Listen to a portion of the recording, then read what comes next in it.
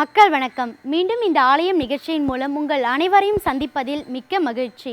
கோவில்கள் விளங்கினால் குடி விளங்கும் என்ற அடிப்படையில் பழங்காலம் தொட்டே கோவில்கள் மன்னராலும் மக்களாலும் போற்றப்பட்டு வருகின்றன.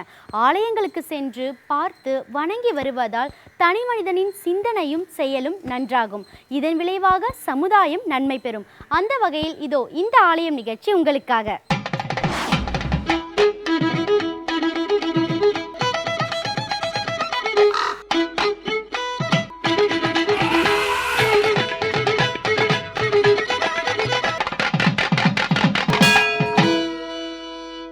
காஞ்சி என்றாலே காமாட்சி தான். ஆதி பராசக்தியான அம்மை காமாட்சியாக வீற்றிருந்து 32 அறங்களை வளர்த்து இன்றும் அடியவர்களுக்கு அருள் பாலித்து கொண்டிருக்கிறாள். நட்சத்திர சேத்திரம் என்றும் பாஸ்கர சேத்திரம் என்று போற்றப்படும் காஞ்சி மாநகரில் எழுந்தருளியிருக்கும் காமாட்சியம்மன் திருக்கோவிலையே இன்றைய ஆலயம் நிகழ்ச்சியில் நாம் காண இருக்கிறோம்.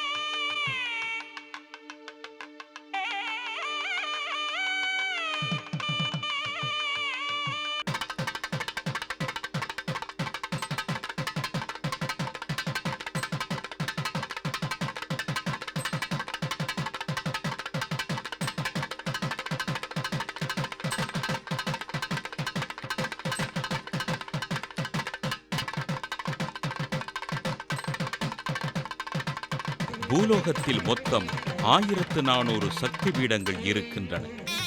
அவற்றில் 64 பீடங்கள் சிறந்தன. அவற்றுள்ளும் 56 சக்தி பீடங்கள் முக்கியமானவை. அதனுள் 36 சக்தி பீடங்கள் மிக முக்கியமானவை. அவற்றினுள் 18 பீடங்கள் மிகச் சிறந்தன. அவற்றினுள் 18 பீடங்கள் மிகச் சிறந்தன. இந்த 18லும் காமராஜ பீடம், ஜாலந்தா பீடம், ஒட்டியான பீடம் என்னும் 3 பீடங்கள் அதி முக்கியத்துவம் பெற்றவை. காமராச பீடம் காஞ்சியிலும், ஜாலந்தர பீடம் ஜுவாலாமுகியிலும், ஒட்டியான பீடம் ஜெகநாத்திலும் உள்ளன. இந்த 3லும் காஞ்சியில் இருக்கும் காமராச பீடமே மிகவும் சக்தி வாய்ந்தது.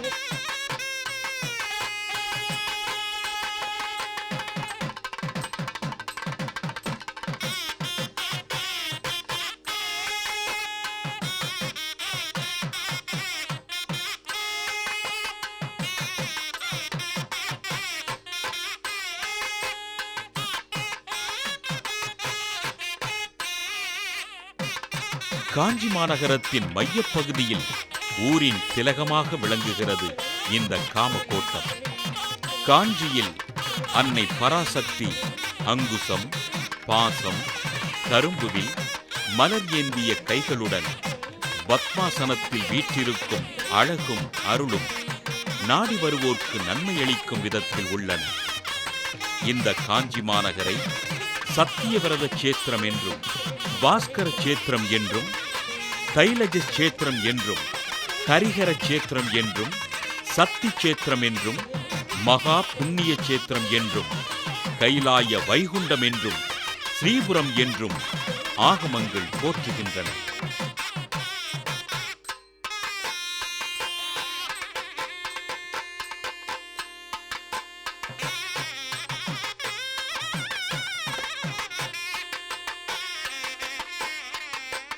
காமகோட்டி காமாட்சின்றதோ மண்டாசுரனை வதம் பண்ணிவிட்டு இங்கே தேவர்களுக்கு காட்சி கொடுத்த இடம். இப்போ மண்டாசுரன்றவனை எப்படி உருவானான்னா, மன்மதன் ஈஸ்வரனை புஷ்பபானத்தினால் அடித்ததுனால ஈஸ்வரன் அவனை நெத்திக்கண்ணை திறந்து பார்க்குறார். அவன் சாம்பலாயிடுறான். அந்த சாம்பல்லேருந்து ஒரு அசுரன் வரான். அவன் பண்டாசுரன்னு பேர். அவன் 2 வரம் வாங்கிக்கிறான் ஈஸ்வரன்ட்டு. ஒன்று, தான் இருக்கிற இடத்துலேருந்து யாரெல்லாம் நினைக்கிறானோ அவளோட பலங்கள்லாம் தனக்கு வந்துடணும். 2வது, ஆண் பெண் சேர்க்கை இல்லாத 9 வயசுக்குள்ளே இருக்கிற பொன் குழந்தையால் மரணம் வரணும்னு கேட்டுக்கிறான். அந்த வரத்தை 2த்தையும் ஈஸ்வரன் கொடுத்துட்றார். அதனால் அவன் இருக்கிற இடத்துலேருந்து தேவர்களை எல்லாருடைய சக்திகளையும் ஆகர்ஷணம் பண்ணிட்டு எல்லாரையும் அதை ஹிம்சை பண்ணிட்டு இருக்கான். தேவர்கள்லாம் ஈஸ்வரன்கிட்ட பிரார்த்தனை பண்ணிக்கிறார். அப்போ ஈஸ்வரன் சொல்கிறார், நீங்கள் தேவர்கள் எல்லாம் பிலாகாசம் வழியாக காஞ்சிபுரத்துக்கு போய் செண்பக விருட்சத்தில் கிளி ரூபமாக ஆதிபராசக்தி குறித்து தபஸ் பண்ணுங்க, அவன் அனுகிரகம் பண்ணுவான்னு சொல்கிறார். அதே மாதிரி தேவர்கள்லாம் பண்ணிட்டு இருக்கும்போது ஒரு சின்ன குழந்தை அசுரனை வதம் பண்ணி இழுத்துட்டு வருது. அப்போ தேவர்கள்லாம் கேட்குறா, இவ்வளோ சின்ன குழந்தையாக இருக்கியம்மா, நீ யார் இவ்வளோ பெரிய அசுரனை வதம் பண்ணியிருக்கிய அப்படின்னு கேட்குறேன்.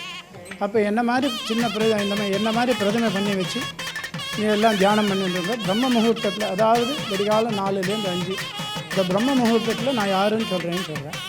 அந்த மாதிரி தேவர்கள்லாம் அந்த சின்ன குழந்தைய பிரதிமை பண்ணி வச்சு தியானம் பண்ணிட்டு வெடிகாலம் பார்க்கும்போது பிரம்ம முகூர்த்தத்தில் பார்க்கும்போது இப்போ அம்பாள் இப்படி உட்காந்துருக்காங்க. பஞ்சப்ரேதாசனாசீனா பரபிரம்மஸ்வரூபிணின்னு பிரம்மா விஷ்ணு ருத்ரன் ஈஸ்வரன் 4 பேர் ஆசன காலாகவும் சதாசிவனை ஆசன பலகாகவும் போட்டு அம்பாள் சதுர்புஜம் பாசம் அங்குசம் புஷ்பபானம் கரும்பு வில்லோடு அம்பாள் உட்காந்துருக்கார். அவளுக்கு காமகோட்டி காமாட்சின்னு பேர்.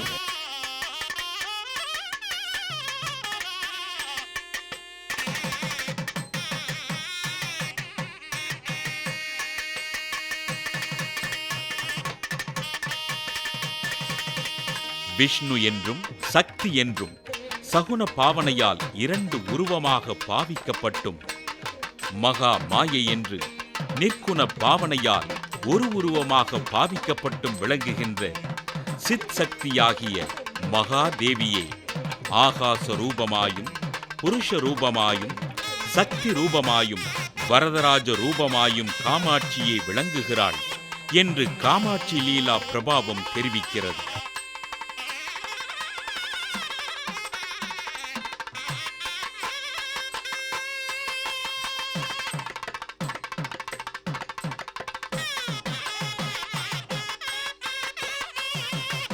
யுகங்கள் தோறும் தேவர்களே அன்றி சூரியன் சந்திரன் அக்னி உட்பட தவசீலர்களும் ரிஷிகளும் முனிவர்களும் வழிபட்டு வரும் காமாட்சி அம்மன் எழுந்தருளியிருக்கும் பீடம் சக்தி பீடங்களிலேயே முதன்மையானது. காமாட்சியே அம்மை என்பதால் காஞ்சியில் ஏகம்பன் கோவில் உட்பட பிற சிவத்தலங்களில் காமாட்சி அம்மனுக்கு திருசன்னதி இல்லை என்பது சிறப்பு.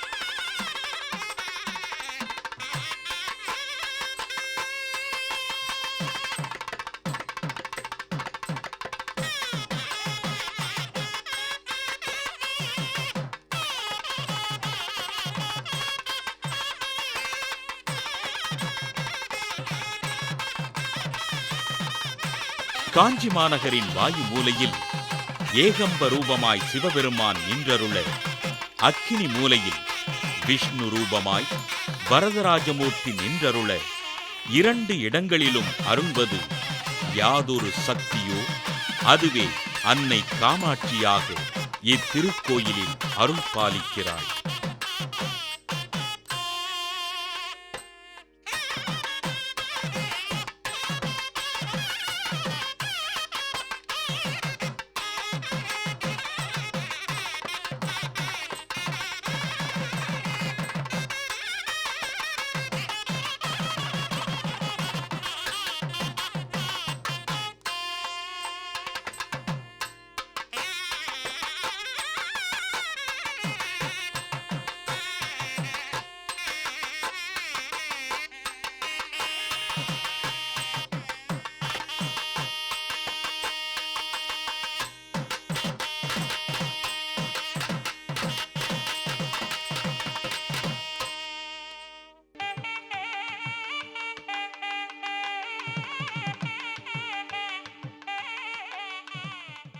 திருக்கோயிலின் முதல் பிரகாரத்தில் துருவாச மகரிஷி, துணிர் மகாராஜா, அகஸ்தியர், ஹயக்ரீவர், ஆதிசங்கரர் ஆகியோருக்கு தனித்தனியே சன்னதிகள் உள்ளன.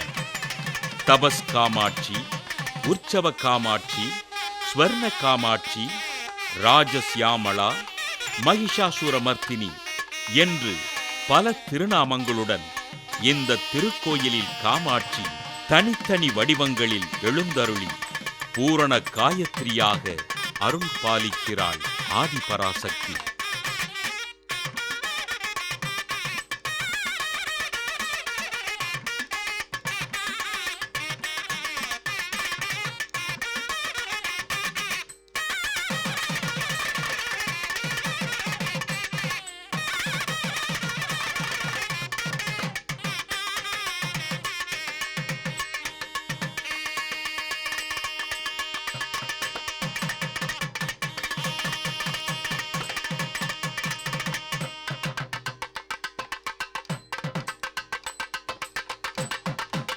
பந்தகாசுரனை வதம் செய்ததன் சான்றாக விளங்கும் ஜெயஸ்தம்பத்தை தொட்டு வணங்கிச் சென்றால் எடுத்த காரியம் அனைத்திலும் வெற்றி உறுதி என்று தலபுராணம் தெரிவிக்கிறது. மூன்றாவது பிரகாரத்தில் கிழக்கு ராஜகோபுரத்திற்கு அருகில் காசி கால பைரவரும் அதன் பக்கத்திலேயே காசி விஸ்வநாதரும் எழுந்தருளி இருக்கின்றனர். மூன்றாவது பிரகாரத்தின் வடக்கு புறத்தில் பஞ்சகங்கை எனப்படும் தீர்த்தம் அமைந்திருக்கிறது.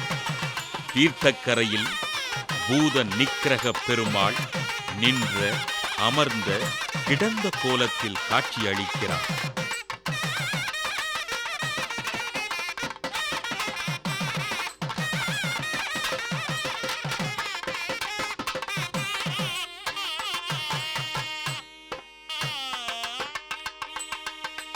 பிரம்மா மது கைட்டபன் 2 அரக்கர்களை வச்சு தபஸ் பண்ணுறார். அப்போ அம்பாள் விளையாட்டு பண்ணணுன்றதுக்காக அவர் 2 பேரும் சம்ஹாரம் பண்ணுறார். அந்த சப்தத்தில் பிரம்மா விழிச்சுட்டு பார்க்கும்போது ஒரு பக்கம் மகாவிஷ்ணு போகிறார். மகாவிஷ்ணு போய் பிரம்மா மடக்கி கேட்குறார், என்ன இந்த மாதிரி பண்ணிட்டேன்னு.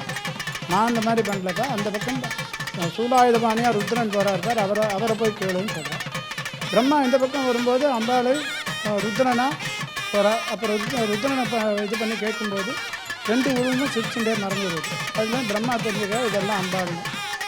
அந்த மகாவிஷ்ணுவாக போன ஸ்வரூபம் வரதராஜ சுவாமியாகவும் ருத்ரனாக போன ஸ்வரூபம் மாமரமாகவும் மாறிட்டதாக வரலாறு. மாமரம் ஏகாம்பரம், அதான் ஏகாம்பரேஸ்வரர். இன்னொரு மகாவிஷ்ணுவாக போன ஸ்வரூபம் வரதராஜ சுவாமி.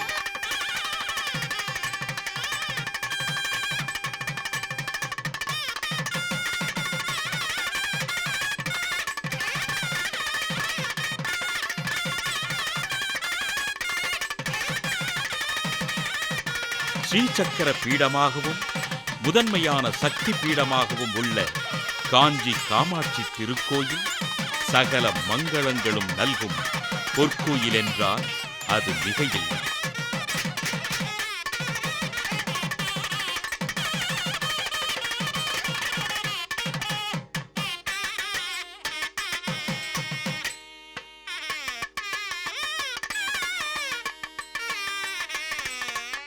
இன்றைய ஆலய நிகழ்ச்சியின் அடுத்த பகுதியாக வருகிறது திருப்புகழ். திருப்புகழில் எண்ணிலடங்கா பாடல்கள், ஒவ்வொன்றும் ஒவ்வொரு வகையில் இசை சிறப்பும் கருத்து சிறப்பும் வாய்ந்தவை. இனி இன்றைய பகுதியில் என்ன பாடல், என்ன விளக்கம் என்று பார்ப்போம். எல்லோரும் இன்புற்றிருக்க நினைப்பதுவே அல்லாமல் வேறொன்று அறியேன் பராவரமே. திருச்செந்தூரில் எழுந்தருளியிருக்கும் முருகப்பெருமானை துதித்து அருணகிரிநாதர் பாடிய பாடல் தந்த பசிதனை அறிந்து எனும் பாடல். இப்பாடலில் பல அற்புதமான தமிழ் வார்த்தைகள் நமக்கு கிடைத்திருக்கின்றன. இன்று நம்மில் பலருக்கும் தெரியாத அற்புதமான வார்த்தைகள் அவை. அருணகிரிநாதர் இப்பாடலில் வழக்கப்படி வேண்டுகோள்களை வைக்கின்றார். அது மட்டுமல்லாது அம்பிகையை பற்றி ஒரு அற்புதமான தகவலையும் சொல்கின்றார்.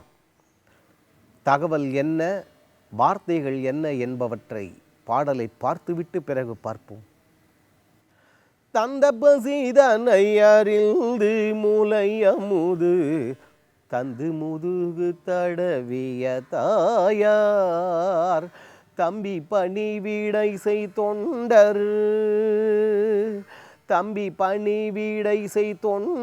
பிரியமுள தங்கை மருகர் உயிர் எனவே மைந்தர் மனைவியர் கடம்பு கடனுதவு வந்த வரிசை மொழி பகற்கேட வந்து தலை நவிர வீழ்ந்து தரை போக மயங்க ஒரு மகிட மிசையேறி அந்தகனும் என்னை அடர்ந்து வருகையினில் அஞ்சல் என ஒரு மயில் மேல் நே அந்தகனும் என்னை அடர்ந்து வருகையினில் அஞ்சல் என வலிய மயில் மேல் நே அந்த மரலியோடு உகந்து மனிதன் நமது அன்பன் என மொழிய வருவாயே சிந்தை மகிழ மலை மங்கை நகிலினைகள் சிந்து பயமயிலும் மயில் வீர சிந்தை மகிழும் அங்கை இம்மனகிளினைகள் சிந்து பயமயிலும் மயில் வீர திங்களரவு நதி தோன்று சடிலர் அருள் செந்தில் நகரில் ஊரை பெருமாளே.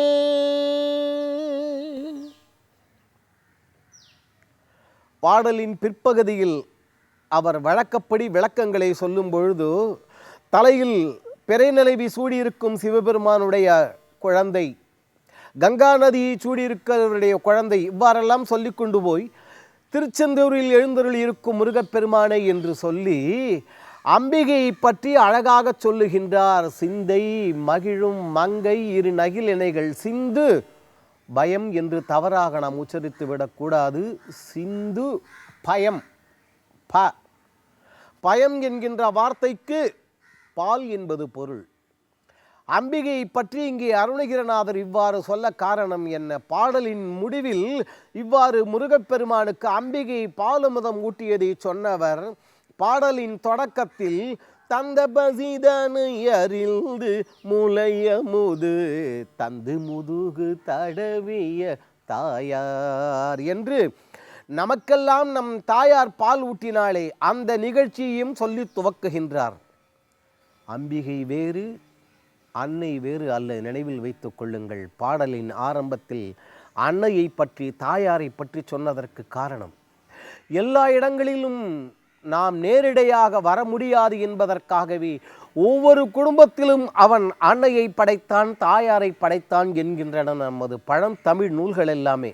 உலகத்தவர்களும் சொல்லக்கூடிய வார்த்தை. நவராத்திரி சமயம் அம்பிகை எல்லா இடங்களிலும் கொலுவிற்றிருக்கின்றாள்.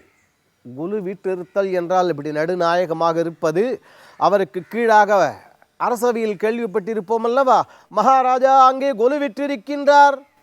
ராஜா உட்கார்ந்திருப்பார், இந்த பக்கம் மந்திரி பிரதானிகள், இந்த பக்கம் அரசாங்க முக்கியஸ்தர்கள், பொதுமக்கள் எல்லாம் இருப்பார்கள். அதுபோல கொலு வீட்டில் நாம் வைக்கின்றோம். அது என்ன முறை, வைக்க வேண்டிய வழி என்ன, முறை என்ன? 9 படிக்கட்டுகள் நவராத்திரி என்கின்றோம் அல்லவா, அது நவத்வாரம் 9 விதமான ஓட்டைகள் கொண்டது இந்த உடம்பு. இது ஒவ்வொன்றாக பரிணாம வளர்ச்சியின் மூலமாக மேல் நோக்கி உயர்ந்த நிலையை இதுவரையில் அடைந்திருக்கிறோம். இனிமேலும் அடைய வேண்டும் என்பதற்காகவே கொலுவை நமது முன்னோர்கள் வைத்தார்கள். கீழிருந்து படிக்கட்டுகள் வரிசையை பார்க்க போகின்றோம். முதல் படிக்கட்டு கீழிருந்து ஓரறிவுள்ள உயிரினம், செடி கொடி சொல்கிறோம் இல்லையா, எல்லாம் தொல்காப்பியம் சொல்கின்றது இந்த தகவல்களை. ஓரறிவுள்ள உயிரினம், செடி கொடி, முதல் படிக்கட்டில் கீழிருந்து. இரண்டாவது படிக்கட்டு இந்த நத்த சங்கு இவைகளெல்லாம் சொல்கின்றோமே, நீர்வாழ் உயிரினங்கள், அது இரண்டாவது படிக்கட்டு. மூணாவது படிக்கட்டில் எறும்பு, கரையான், இப்படி மெல்லமாக ஊறக்கூடிய உயிரினங்கள், இப்படி மூணாவது. நாலாவதுல நண்டு, வண்டு, இந்த பறவை இனங்கள் இருக்கின்றன அல்லவா, அவைகள் நாலாவது படிக்கட்டில். ஐந்தாவது படிக்கட்டில் விலங்குகள், சிங்கம், புலி, கரடி என்னெல்லாமே சொல்கிறோமே, அது மாவும் மாக்களும் ஐயறிவினராமே என்பது தொல்காப்பியம். ஆறாவது படிக்கட்டில் மனித பொம்மைகள், மனித உருவங்கள். கொலுவில் ஆறாவது படிக்கட்டில் கீழிருந்து வைக்க வேண்டிய முறைப்படி பார்த்து கொண்டு போகின்றோம். இந்த வியாபார பொம்மை, அப்புறம் போலீஸ்காரர் பொம்மை, மகுடி வாசிக்கிறவர் பொம்மை, இதெல்லாம் ஆறாவது படிக்கட்டு. ஏழாவது படிக்கட்டில் ரமண மகரிஷி, பாம்பன் சுவாமிகள், இதோ நம்ம வாரியார் சுவாமிகள், காஞ்சி மகான் அந்த சுவாமிகள், இப்படி பெரிய பெரிய மகான்கள் இருக்கிறார்கள் அல்லவா, ராமகிருஷ்ண பரமஹம்சர், விவேகானந்தர், எவ்வளவு பேர் இல்லை இங்கே, அந்த அவர்கள். அதற்கு அடுத்தது எட்டாவது படிக்கட்டு இந்த 10 விதமான அவதாரங்கள், தசாவதாரங்கள் என்று சொல்வார்களே, அது எந்தெந்த தெய்வ வடிவங்கள் உள்ளனவோ அவ்வளவும் எட்டாவது படிக்கட்டில். 9வது படிக்கட்டில் பூரண கும்பம், குடம், அதில் அழகாக நூலெல்லாம் சுற்றி அதன் மேல் மாவிலையை சொருகி அதில் தேங்காயை வைத்து உள்ளே நீர் நிரப்பி இருக்க வேண்டும். அந்த குடத்தில் இருக்கக்கூடிய தண்ணீரில் இயன்ற அளவு, இயன்றவர்கள், முடிந்தவர்கள் மட்டுமே சில தங்கம், இந்த முத்து, நவரத்னம் இவைகளெல்லாம் முடிந்தால் இடலாம், போடலாம். 9வது படிக்கட்டில் அந்த பூர்ண கும்பம் அம்பிகை மட்டும் தான் இதுதான் கொலு வைக்கக்கூடிய முறை. இப்பொழுது பார்த்து கொண்டு வாருங்கள். ஓர் அறிவுள்ள உயிரினமான கீழிருந்து ஒவ்வொரு ஜீவராசியாக பரிணாம வளர்ச்சியின் மூலமாக இப்பொழுது நாம் மனித வடிவத்தில் இருக்கின்றோம். அதாவது எத்தனாவது படிக்கட்டு? 6வது படிக்கட்டில் இருக்கின்றோம். இதிலிருந்து நாம் கீழே விலங்கு நிலைக்கு இறங்கிவிடக்கூடாதல்லவா? தொல்காப்பியம் நமக்கு தொட்டு பாடம் நடத்துகின்றதே. மாவும் மாக்களும் ஐயறிவினராமே. விலங்குகள் என்ன சொன்னாலும் சில பேர் கேட்க மாட்டார்கள். மாடி காலியாக இருக்கும், என்ன பண்ணுறது? அதை தான் அப்படிப்பட்டதெல்லாம் 5 அறிவு உள்ளவை என்று தொல்காப்பியர் சொல்கின்றார். ஆகவே 6வது படிக்கட்டில் இருக்கக்கூடிய நாம் கீழே இறங்காமல் மேலே அந்த ஞானிகள், மகான்கள், உத்தமர்கள் அந்த வரிசை அதற்கு மேலே செல்ல வேண்டும். கொலு வைக்கக்கூடிய முறையை நமது முன்னோர்கள் வாழ்வியலில் ஏற்பாடு செய்ததற்கு காரணம் இதுதான். அம்பிகையின் அருந்தவ புதல்வனான அந்த ஆறுமுக வள்ளலும் நம் எல்லோருடைய உள்ளங்களிலும் இல்லங்களிலும் எழுந்தருளியிருந்து எல்லா விதமான மங்களங்களையும் அருள வேண்டுவோம். அவன் அருளுவான். சரி நேயர்களே, நம் மனதுக்குள் 1000 துயரங்கள் இருந்தாலும் இன்றைய ஆலயம் நிகழ்ச்சியை பார்த்தவுடன் அவை மறைந்திருக்கும் என்று நம்புகிறோம். இந்நிகழ்ச்சி குறித்த உங்கள் கருத்துக்களை எங்களுக்கு தெரியப்படுத்துங்கள். மீண்டும் வேறொரு ஆலயம் நிகழ்ச்சியில் உங்களை சந்திக்கும் வரை உங்களிடமிருந்து விடைபெறுவது சரண்யா. நன்றி, வணக்கம்.